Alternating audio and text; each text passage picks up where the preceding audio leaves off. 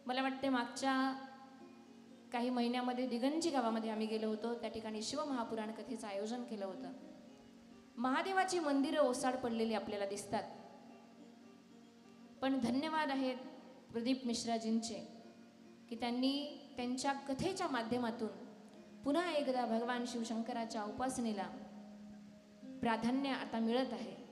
आणि खूप सोपी पूजा सांगितली, खूप सोपी. काय त्यांचं वाक्य आपल्याला पाठ आहे, एक लोटा जल सब समस्या का हल. फक्त एक तांब्या पाणी, एक पसा पाणी, एक बिल्वदळ, पूजन केवळ सोपे बहु, पूजन केवळ सोपे बहु. एक पसा पाणी, एक बिल्वदळ, पूजन केवळ सोपे बहु. जय हो जय. पूजन केवळ सोपे बहु. हो पूजन केवळ सोपे बहु. पूजन केवळ सोपे बहु. पूजन केवळ सोपे बहु. पूजन केवळ सोपे बहु. पूजन केवळ सोपे बहु. पूजन केवळ सोपे बहु. पूजन केवळ सोपे बहु. पूजन केवळ सोपे बहु. अपसा पाणी, एक बिल्वदळ, पूजन केवळ सोपे बहु. पूजन केवळ सोपे बहु. कपसा पाणी, एक बिल्वदळ, पूजन केवळ सोपे बहु. पूजन केवळ सोपे बहु.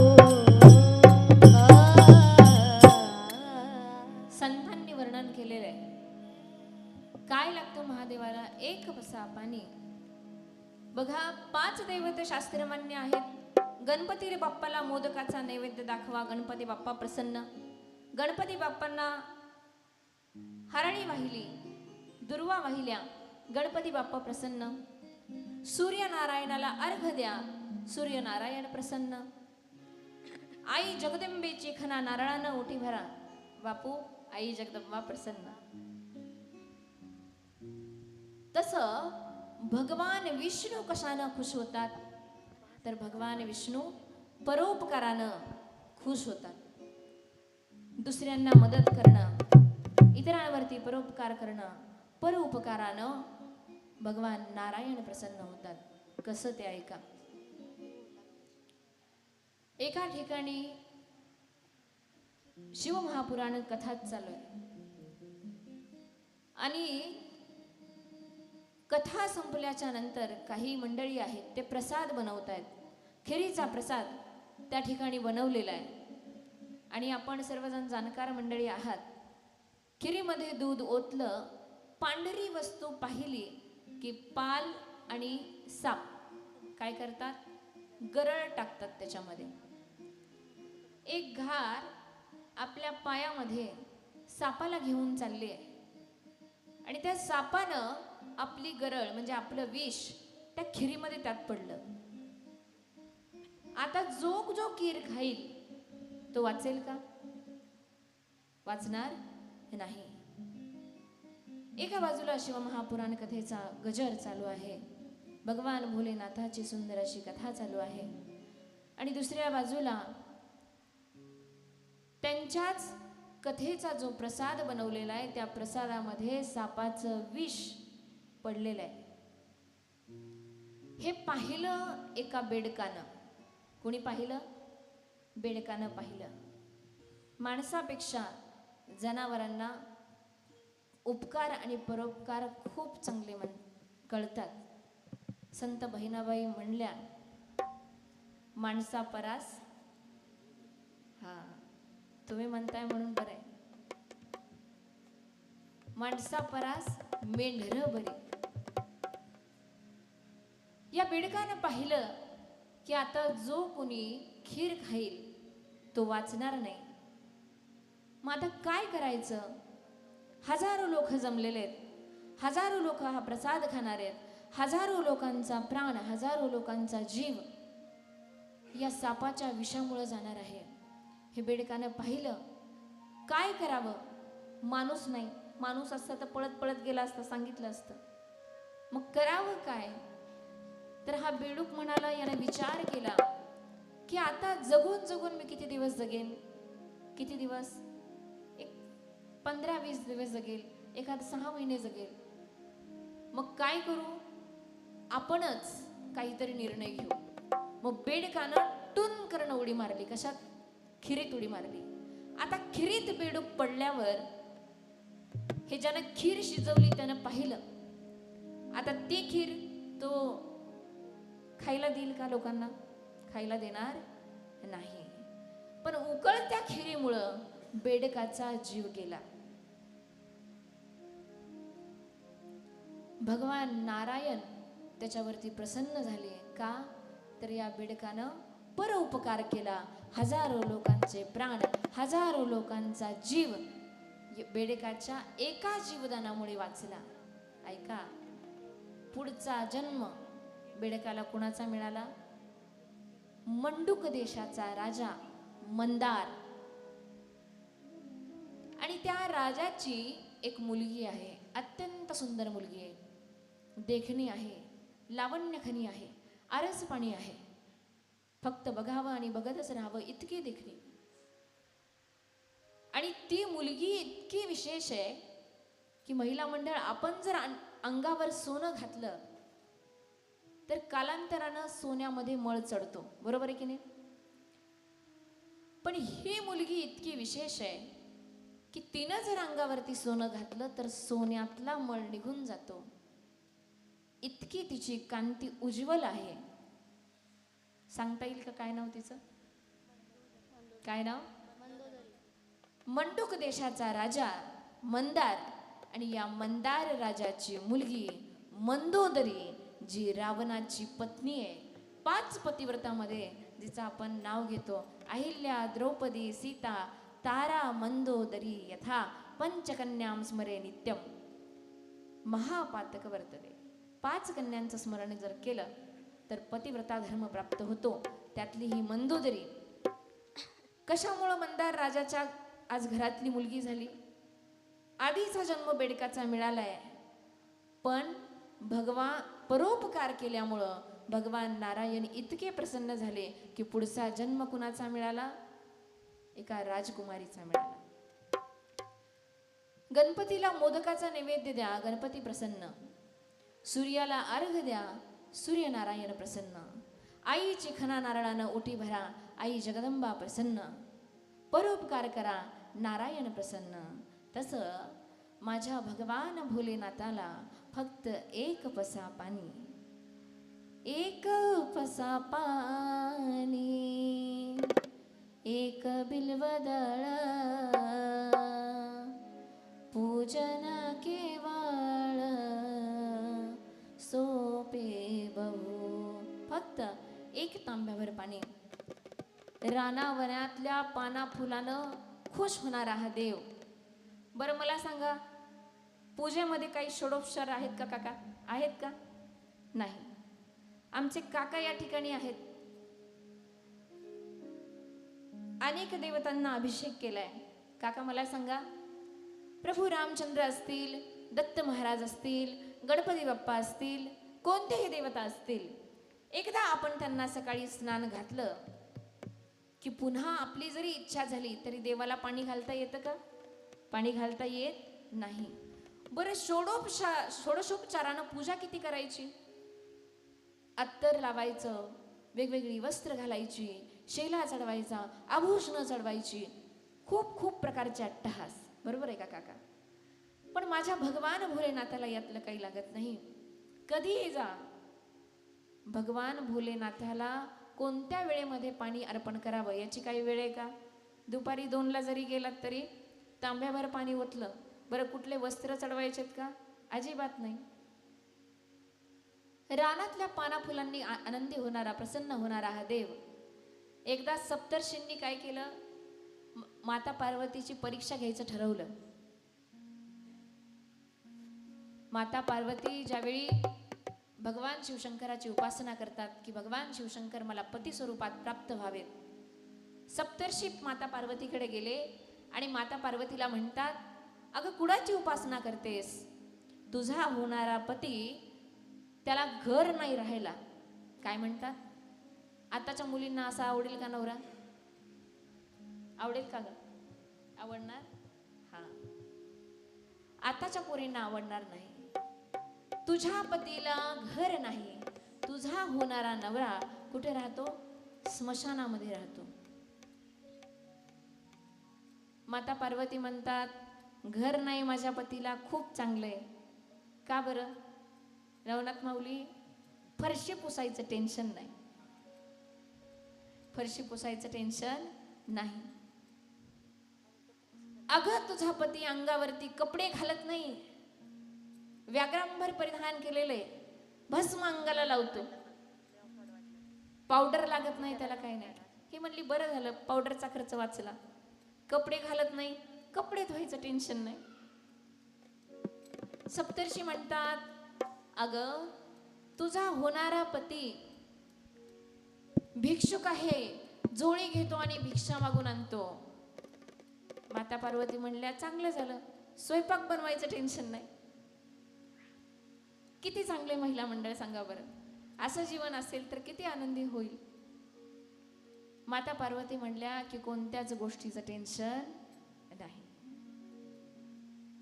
असा साध्या सोप्या सरळ सेवेनं प्रसन्न होणारा देव म्हणजे भगवान भोलेनाथ आहेत.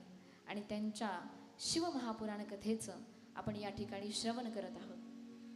बरं, हे शिवमहापुराण कसं तयार झालं, कुठं तयार झालं? तर हे शिवमहापुराण स्वतः भगवान शिवशंकराच्या मनामध्ये तयार झालं. मग हे शिवमहापुराण भगवान शिवशंकराच्या मनात तयार झालं. आता हे शिवपुराण कुणाला तरी सांगायचंय, कारण आपल्या मनातली एखादी गोष्ट सांगण्यासाठी तितक्याच योग्यतेची व्यक्ती समोर असावी लागते. बरोबर आहे की नाही? आपल्या मनातल्या गोष्टी सहसा आपण इतर कोणाला सांगत नाही. आपल्या जीवाभावाची व्यक्ती, आपल्यावरती तितक्याच निष्ठेनं प्रेम करणारी व्यक्ती आपल्या जवळ असावी लागते. महिला मंडळ बरोबर आहे का? नाहीतर आमच्या महिला मंडळी म्हणतात, पहा तुला म्हणून सांगते, कोणाला सांगू नको बरं. आणि असं म्हणत म्हणत एक बातमी तुला म्हणून सांगते, कोणाला सांगू नको बरं, असं करत करत सगळं महाळुंग श्रीपूर फिरून येते. काय म्हणत? तुला म्हणून सांगते, कोणाला सांगू नको बरं.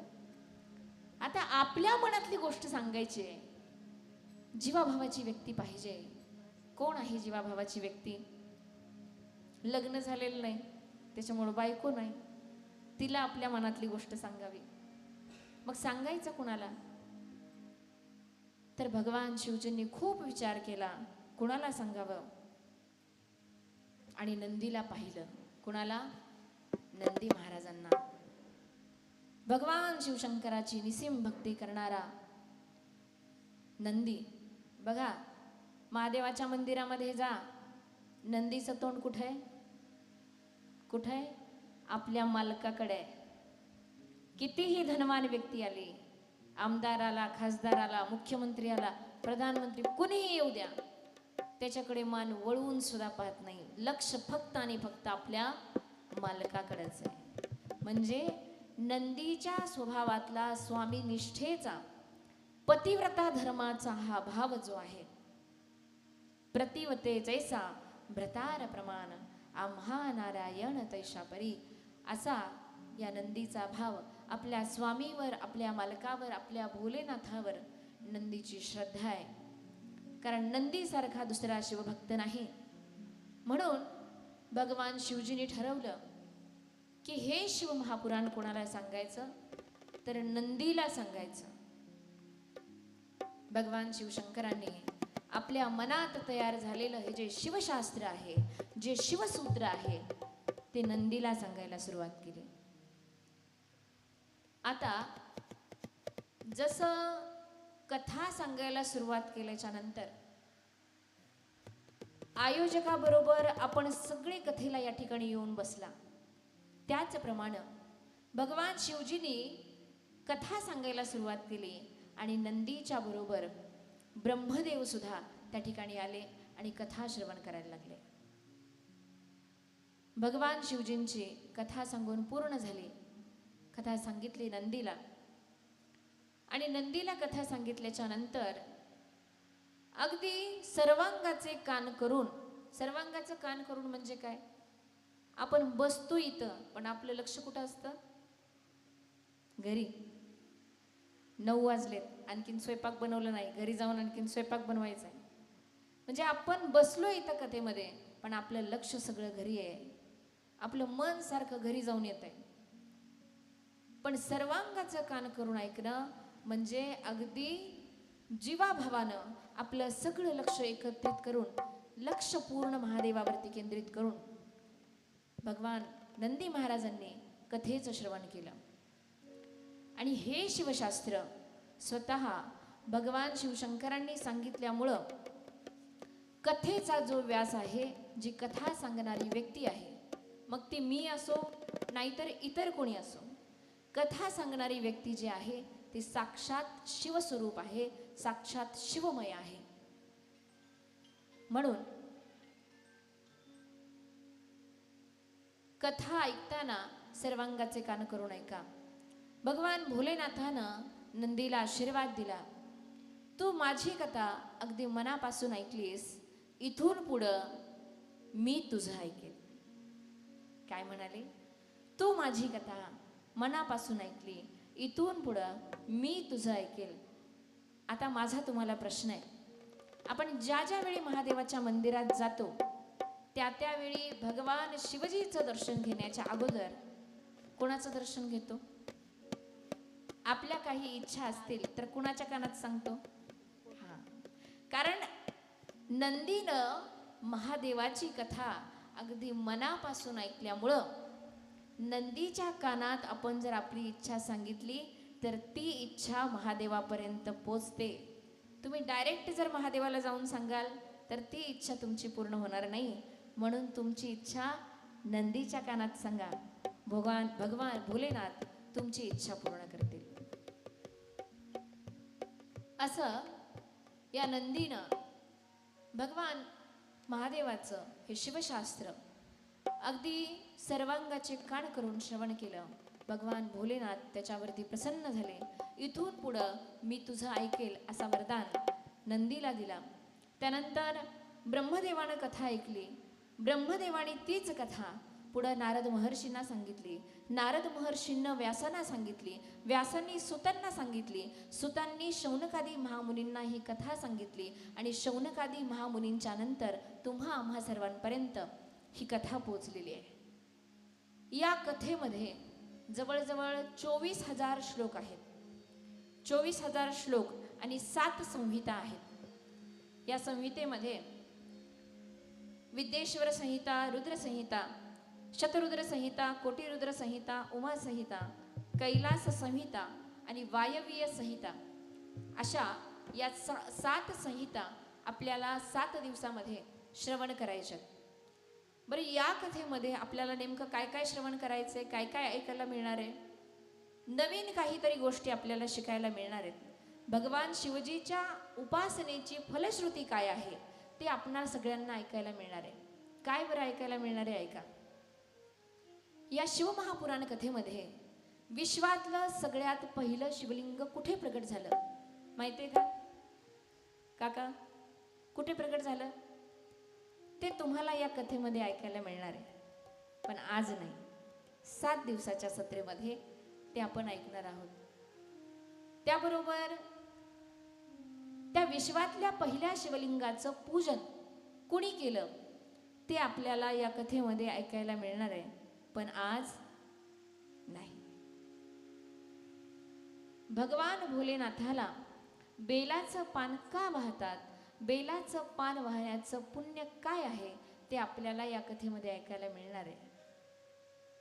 भगवान भोलेनाथाला भांग, धोत्रा, शमीपत्र, दुर्वा, घास, रूट हे फळ का वाहतात हे सुद्धा आपल्याला या कथेमध्ये श्रवण करायला मिळणार आहे. बेलाच्या झाडाला 3 पानच का? बेलाचं पान महादेवाच्या शिवलिंगावर कसं व्हायचं हे सुद्धा आपल्याला या कथेमध्ये ऐकायला मिळणार आहे. बरेच महिला मंडळ आपली महादेवाचं शिवलिंग जे आहे दगडाचं ते तुळशीमध्ये ठेवतात. तर ते शिवलिंग तुळशीमध्ये ठेवायचं नसतं. ते का ठेवायचं नाही हे सुद्धा तुम्हाला या कथासत्रामध्ये ह्या सुद्धा गोष्टी ऐकायला मिळणार आहेत.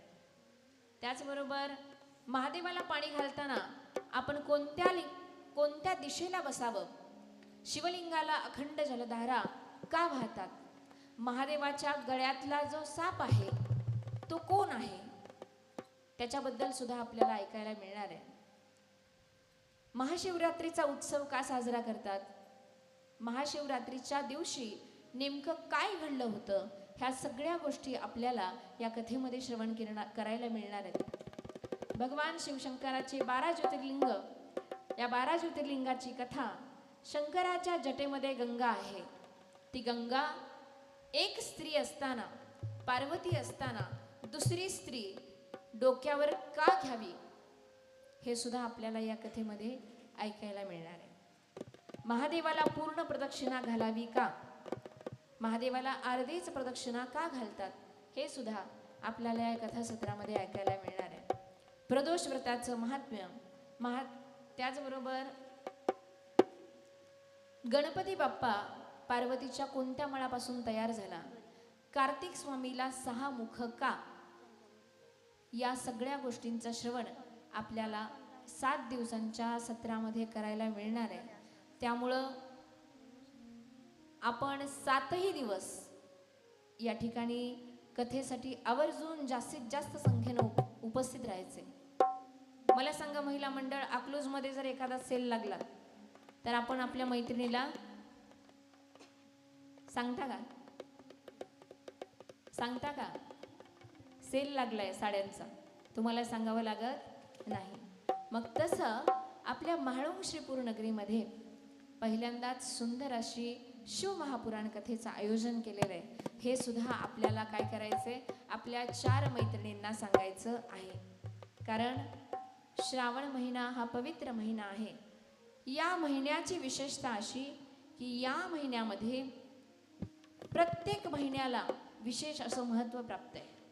मार्गशीर्ष महिन्यामध्ये आपण भगवान दत्तात्रेयांचं पूजन करतो, तसं या श्रावण महिन्यामध्ये आपण भगवान शिवजींचं पूजन करतो. कारण या महिन्यामध्ये 1000 पटींनी जास्त शिवतत्व पृथ्वीवरती अवतरित झालेलं असतं. त्यामुळं या महिन्यामध्ये भगवान शिवशंकराची केलेली उपासना, भगवान शिवशंकराची ऐकलेली कथा, भगवान शिवशंकराचं केलेलं नामस्मरण हे आपल्याला कोटी संख्येनं फल देणारं असतं. त्यामुळं आपल्या 4 मैत्रिणींना सुद्धा सांगा, अकलूजमध्ये सेल लागलाय हे सांगितल्यानंतर पुण्य मिळणार नाही, पण या ठिकाणी कथा चालू आहे हे सांगितलं, 4 मैत्रिणी घेऊन आला तर नक्कीच तुम्हाला पुण्य मिळाल्याशिवाय राहणार नाही. तुम्हाला एक गोष्ट नक्की सांगेल, श्रीमंताच्या धनवंताच्या यादीमध्ये तुमचं नाव कितव्या नंबरला आहे हे मला माहिती नाही. पहिल्या यादीत नाव आहे का दुसऱ्या यादीत नाव आहे का पेंडिंग आहे हे मला माहिती नाही, पण पुण्यवानाच्या यादीमध्ये नक्कीच तुम्हा सर्वांचं नाव अग्रेसर आहे हे मात्र शाश्वती आहे. त्यामुळं जास्तीत जास्त संख्येनं या ठिकाणी शिवमहापुराण कथेच्या श्रवणाचा आपण लाभ घ्यायचा का, कारण शिवमहापुराण कथेच्या श्रवणानं पापांचे डोंगर जळतात, पापी माणसाचा सुद्धा उद्धार होतो. कुणाचा झाला बरं उद्धार, कुणाच्या जीवनाला सद्गती मिळाली. शिवमहापुराण कथेमध्ये आलेली कथा आहे की या शिवमहापुराण कथेच्या श्रवणानं एका पापी माणसाचा उद्धार झाला. बरं, याच कथेच्या श्रवणानं आपल्या घरातले पितृदोष जर कलह होत असतील, आपल्या घरामध्ये विनाकारण भांडणं होत असतील, तर त्या सुद्धा गोष्टी आपल्या घरामधल्या निघून जातात. मात्र या कथेच्या श्रवणानं बघा, घरातले कलह मिटतात. आता भगवान भोलेनाथाच्या घरामधला विरोधाभास पहा. गणपतीचं वाहन काय? उंदीर. आणि उंदराचं भक्षण करणारा महादेवाच्या गळ्यात कोण आहे? साप. सापाला खाणारा कार्तिकेय स्वामींचं वाहन कोण आहे? मोर. मोर सापाला बघितल्यावर जय हरी घालेल का? नाही, त्याचं भक्षण करेल. आता बघा, महादेवाचं वाहन काय? नंदी. आणि माता पार्वतीचं वाहन काय? हा, वाघ नाही, सिंह आहे. माता पार्वतीचं वाहन सिंह आहे. आता सिंहानं जर नंदीला पाहिलं तर एकादशी धरेल का तो? हा, सिंहानं नंदीला पाहिल्यावर एकादशी धरेल का? सोमवार धरेल? अजिबात धरणार नाही. म्हणजे हा सगळा विरोधाभास महादेवाच्या घरामध्ये, पण त्यांच्या घरात कलह नाही.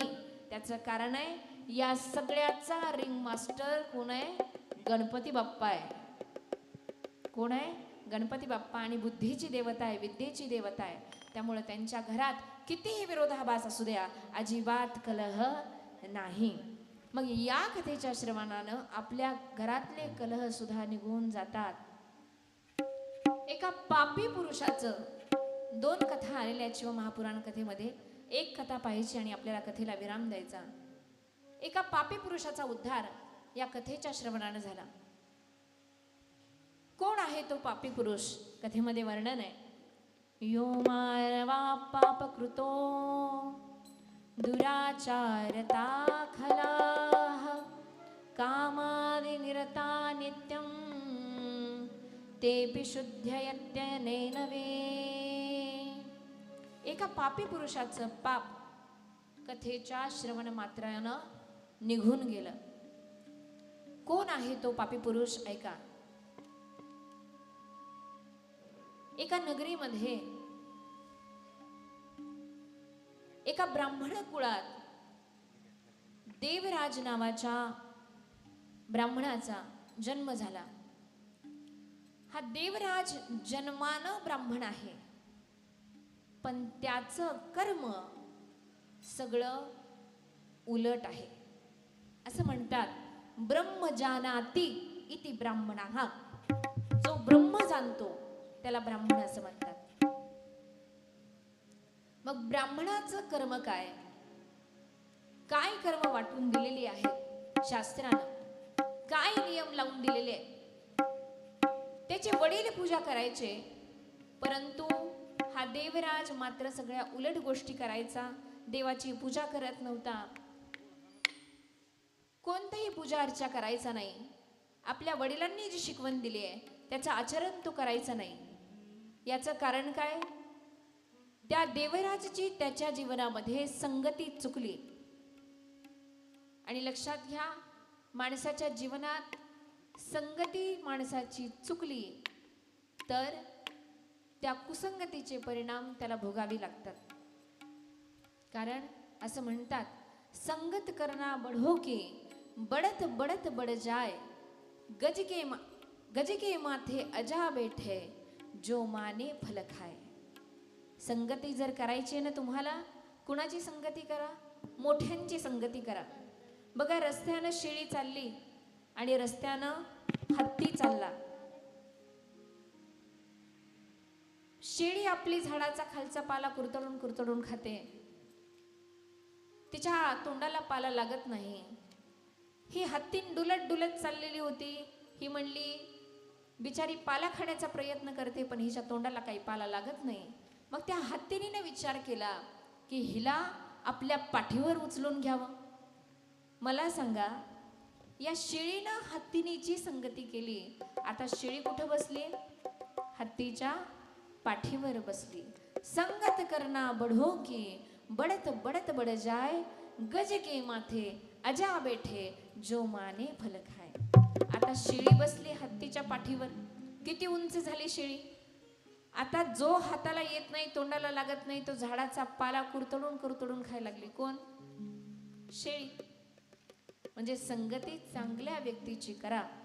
या देवराजची जीवनातली संगती चुकली आणि सगळं दुष्कर्म, सगळा दुर्व्यवहार, सगळे व्यवहार याचे चुकले.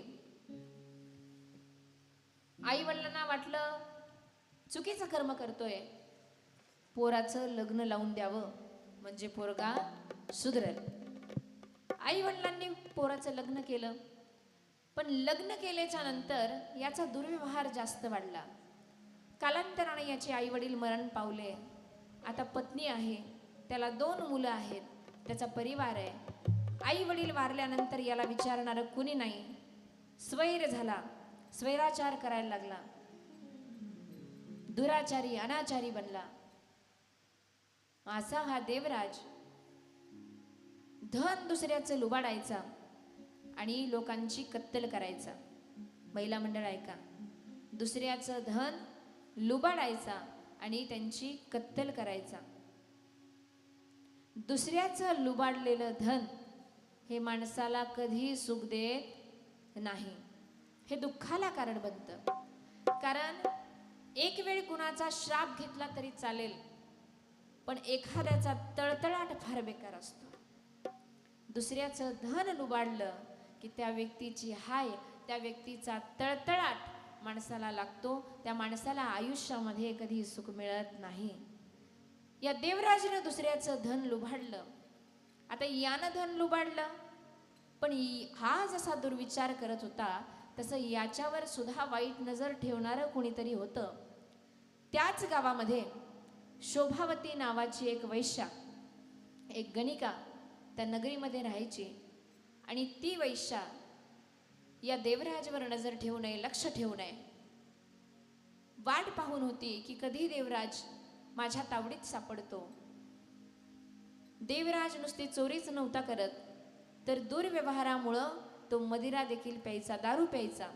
एक दिवशी दारू पिऊन पडला आणि मग या शोभावतीनं त्याला उचलून आणलं. त्यानं सकाळी उठल्यावर पाहिलं, आपल्या आजूबाजूला चौफेर सुंदर असा महल आहे आणि त्याच्या समोर एक सुंदर अशी स्त्री आहे. त्याने विचारलं, तुम्ही कोण आहात? शोभावती म्हणते, देवराज, माझं तुझ्यावर खूप प्रेम आहे. किती दिवसापासून मी तुझी वाट पाहते. हे घर दुसऱ्या कुणाचं नाही, हे घर तुझंच आहे, तुझंच घर आहे असं समज. देवराज म्हणाला, माझं घर? माझं घर हे नाही, माझी पत्नी आहे, माझी 2 मुलं आहेत. अरे देवराज, हे माझं तुझंच घर आहे. किती दिवसाची मी तुझी वाट पाहते, मी तुझ्यावर खूप प्रेम करते. अरे सगळी लोक माझ्या एका झलकेसाठी तरसतात आणि मी तुझ्यावर प्रेम करते. पाहायचंय तुला? देवराजला म्हणाली, पहा. खिडकीजवळ आली, खिडकीचा पडदा बाजूला सारला. आपल्या तोंडातली दातातली सुपारी तिनं खिडकीच्या बाहेर फेकली. या शोभावतीच्या दातातली सुपारी खाण्यासाठी लोकांची मारामार होती. इतकी सुंदर होती ती. दुसऱ्या बाजूला नेलं, खिडकीचा पडदा उघडला तर शोभावतीचं हास्य बघण्यासाठी लोक एकमेकाच्या खांद्यावर चढून उभा राहायचे. तिचं नृत्य बघण्यासाठी पैशाचे पोतेच्या पोते खर्च करायचे. पण ही शोभावती म्हणते, इतके लोक माझ्यावरती मरतात, पण माझं प्रेम तुझ्यावर आहे. देवराजला खरं वाटलं आणि देवराज तिथंच राहू लागला. कालांतरानं जे धन मिळवलं ते शोभावतीला द्यायचा. आता तो धन मिळवण्यासाठी अक्षम झाला, त्याचे हातपाय चालत नव्हते आणि हा देवराज थकला. मग आपल्या घरी जे धन ठेवले ते त्यांनी लुबाडून आणलं, ते त्यांनी आणलं आणि या शोभावतीला तो द्यायला लागला. सगळं धन संपलं. शोभावतीच्या लक्षात आलं, आता हा देवराज माझ्या कोणत्याही कामाचा राहिला नाही, आता याचा काही उपयोग नाही. मग याला हाकलून द्यायचं कसं? तर तिनं एक युक्ती केली. तिनं सांगितलं, देवराज, तुझं माझ्यावरती किती प्रेम आहे? किती प्रेम आहे असं विचारते. किती प्रेम आहे तुझं माझ्यावर? देवराज म्हणाला, खूप प्रेम करतो मी तुझ्यावर, काय करू सांग. शोभावती म्हणते, तुझं माझ्यावर प्रेम आहे हे सिद्ध करण्यासाठी तुझ्या पत्नीचं आणि मुलांचं मस्तक तू कापून आण. काय सांगितलं? तुझ्या पत्नीचं आणि मुलांचं मस्तक कापून आण. देवराज गेला. या शोभावतीच्या प्रेमामध्ये इतका आंधळा झाला. जी पत्नी आपली वाट पाहते की आपला वाट चुकलेला कधीतरी परत येईल, त्या पत्नीचं झोपेत असताना आणि आपल्या 2 काळजाच्या तुकड्याचं, आपल्या लेकरांचं मस्तक, तिघांचं मस्तक कापलं आणि पळत पळत घरी आला. शोभावतीला सांगायला लागला, दार वाजवायला लागला. म्हणाला, शोभावती, तुझ्यासाठी मी माझ्या मुलांचं आणि पत्नीचं मस्तक कापून आणलं. हे बघ. रक्तानं लथपथ असलेला हा देवराज. शोभावती म्हणाली, अरे अरे दुष्टा, माझ्यासाठी तुझ्या पत्नीचं आणि 2 मुलांचं मस्तक कापलंस. माझ्यापेक्षा जर तुला कोणी सुंदर व्यक्ती मिळाली तर तू मलाही मारून टाकशील. निघून जा इथून. हो चालता. आता देवराज जायचं कुठं? आई वडील नाहीत. जी पत्नी आपल्याकडे येईल किंवा आपली वाट पाहणारी पत्नी आहे, त्या पत्नीला सुद्धा यानं मारून टाकलं. कुणी? देवराजनं. आता याला आसरा देणारं कुणीही नाही. कारण आपण जसं कर्म करतो तसंच माणसाला भोगावं लागतं. जगी जीवनाचे साऱ्या घ्यावे जाणून सत्वारा. जैसे ज्याचे कर्म तैसे फळ देतो रे ईश्वर. जैसे ज्याचे कर्म तैसे फळ देतो रे ईश्वर. जैसे ज्याचे कर्म तैसे फळ देतो रे ईश्वर. जैसे ज्याचे कर्म तैसे फळ देतो रे ईश्वर. जैसे ज्याचे कर्म तैसे फळ देतो रे ईश्वर. क्षणिक सुखासाठी आपुल्या कोणी होतो निधी भ्रष्ट. क्षणिक सुखासाठी आपुल्या कोणी होतो निधी भ्रष्ट. कुणी त्यागी जीवन आपुले दुःख जागी करण्याला असत. कुणी त्यागी जीवन आपुले दुःख जागी करण्याला असत. देह करी जे जे काही, देह करी जे जे काही, आत्मा भोगितो नंतर. जैसे ज्याचे कर्म तैसे फळ देतो रे ईश्वर. जैसे ज्याचे कर्म तैसे फळ देतो रे ईश्वर. फळ देतो रे ईश्वर. जसं कर्म आहे त्या क्रमाप्रमाणे ईश्वर तुम्हाला फळ देत असतो. आता देवराजला कुठेच आसरा नाही. याने आसरा घेतला एका शिवमंदिराचा. त्या शिवमंदिरामध्ये इच्छा नसताना त्यानं शिवकथा ऐकली. इच्छा नसताना पोटाची भूक भागवण्यासाठी त्यांनी महादेवाच्या मंदिरामधला प्रसाद खाल्ला. आणि या कथेच्या श्रवणाचा आणि या शिवकथेच्या प्रसादाची फलश्रुती अशी की ज्यावेळी या देवराजनं देह ठेवला त्यावेळी साक्षात शिवगण या देवराजाला नेण्यासाठी आले. म्हणजे आयुष्यभर चुकीचं कर्म केलं, परंतु आयुष्याचा शेवट भगवान भोलेनाथाच्या मंदिरामध्ये झाला. भगवान भोलेनाथाची इच्छा नसताना कथा ऐकली. इच्छा नसताना कथा ऐकून सुद्धा जर उद्धार होत असेल तर तुम्ही आम्ही कथा ऐकण्याच्या इच्छेनं या ठिकाणी आलेलो आहे.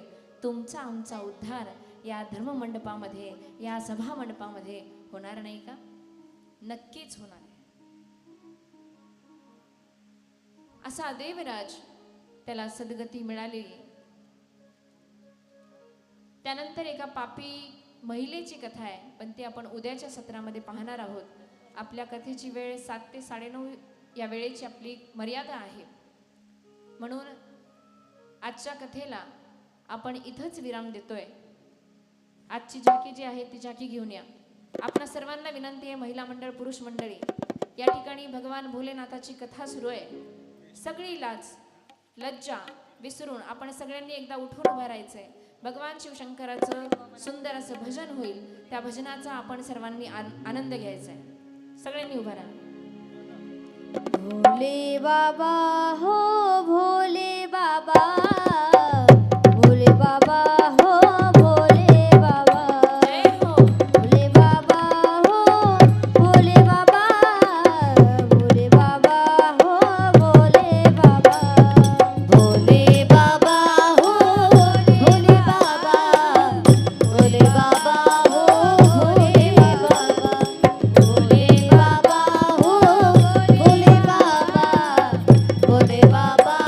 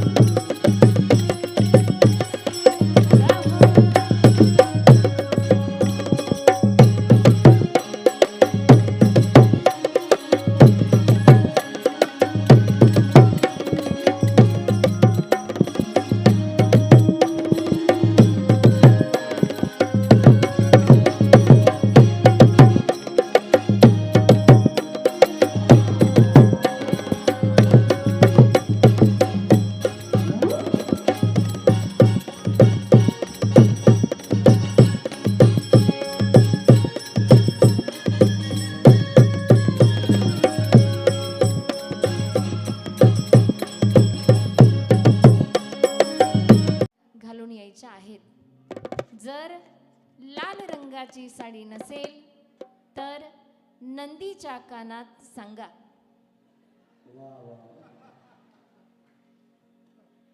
त्या नंदीनं नाही ऐकलं तर घरच्या ती इच्छा तुमची पूर्ण होईल. पण लाल रंगाच्या साड्या आपण सर्वांनी परिधान उद्या करायच्या आहेत. अत्यंत आनंदानं उत्साहानं आपण सर्वांनी या कथेचं श्रवण करायचं आहे. लवकरात लवकर झाकी घेऊन या. झाकी दर्शन एक सुंदर असं गीत आपल्या समोर सादर होईल आणि त्यानंतर भगवान भोलेनाथाची आरती होईल.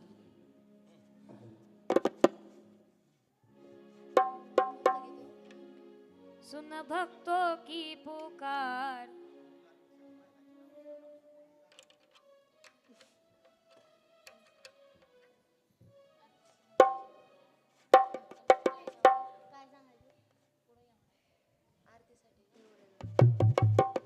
आरतीसाठी पुढे यायचंय घोगरे बहिणी रतनताई पाटील, उमाताई वाळके, अरुणाताई घोंगाणे, सर्वांनी 2 मिनिटं खाली बसा. प्रतिभाताई कुलकर्णी, मंगलताई चव्हाण, विजया रेडे पाटील यांनी आता ज्यांची नावं पुकारलेली आहेत त्यांनी त्यांनी समोर आरतीसाठी यायचंय, पुढे यायचं. आरतीसाठी यायचंय. हा, आरतीच्या वेळेला, आता नाही. ज्यांची नावं घेतलेली आहेत त्यांनी तयार राहायचंय. बघा, पाय दुखत होते की नाही? बसून बसून दुखत होते ना? आराम मिळाला का आता? हा. शिवनाम जपले सहारा मिलेगा, शिवनाम जपले सहारा मिलेगा, शिवनाम जपले